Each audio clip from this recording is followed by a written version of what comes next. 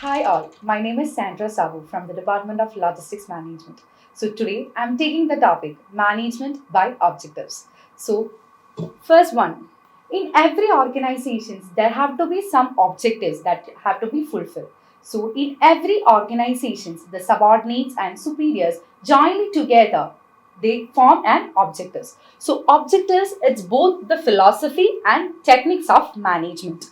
So it is defined as a process by which the management intended to achieve the best result throughout the participations of the organization. So an organization or the business have to set one objectives that have to be accomplished in the future. So these subordinates and superior they jointly together and form these types of objectives to fulfill.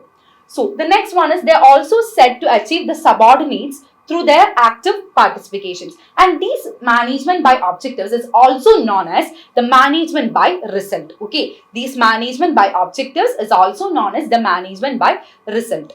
So next we can discuss some of the features of this management by objectives.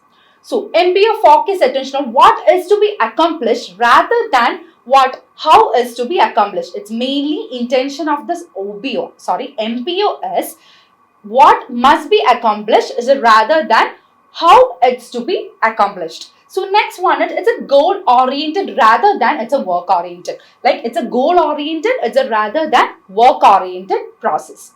So next one is it's ensure that there will be participations from the subordinate side and from the superior side. There will be a common communications between these fulfillment of this objective. So there is a good communications between creating good communications between the subordinates and the superiors. Okay. Then MBO is a philosophy of management that allow the management to act when we are deciding one objectives. For we are already set one objectives that should be fulfilled in the futures.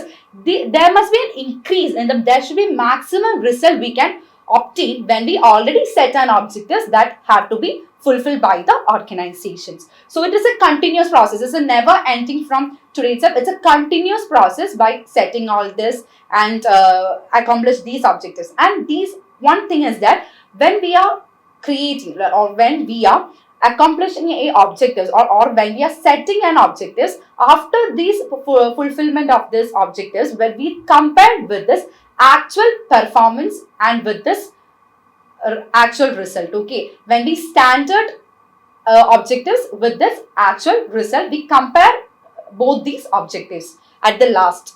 So next one is what are the benefits of MBO.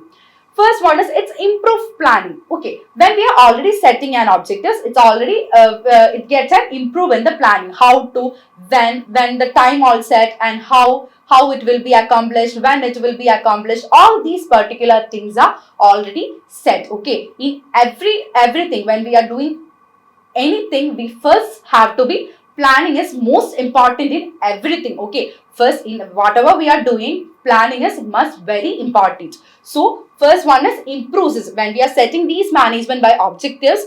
By this, it improves the planning. Next one is a better management. There should be better management between these by setting this management by objectives. It creates a better management.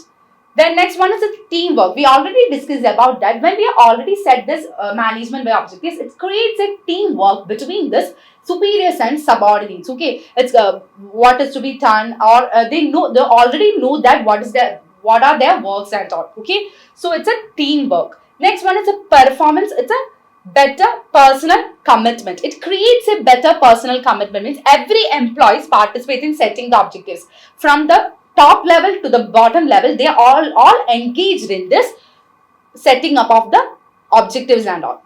So next one is effective control. From the beginning, when we are setting these objectives, it creates a perfect control from the beginning itself. Okay, it creates a perfect control from the beginning itself. So it creates an effective control in every stage. The controlling activities taking place. Then it's an objective appraisal. It permits an impartial and the objectives appraisal of the performance of every employees. We already know that in yearly wise or it's a monthly wise, the business organizations they will conduct a appraisal for each and every employees in the organizations. So it's a objectives of appraisal also. Then some motivation and more. It promotes a better interpersonal and relation between the employees. Okay. So these are the benefits of MPO.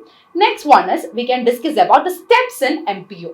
Okay, first one is setting the objectives of the organization. First, we have to set what are the objectives of the organization that have to be fulfilled by the employees. Okay, what are the objectives of the organization that should be first. We have to set the objectives of the organization. Then next one is clarify the organizational roles. Then setting the subordinates objectives. Then recycling the objectives. Then action plans, periodical performance review. The performance have you reviewed by the periodical. Then final appraisal. These are the steps in MPU. So next, what are the limitations of MPO? We discuss about the benefits, we discuss about the steps, then we can discuss about the limitations of MPO.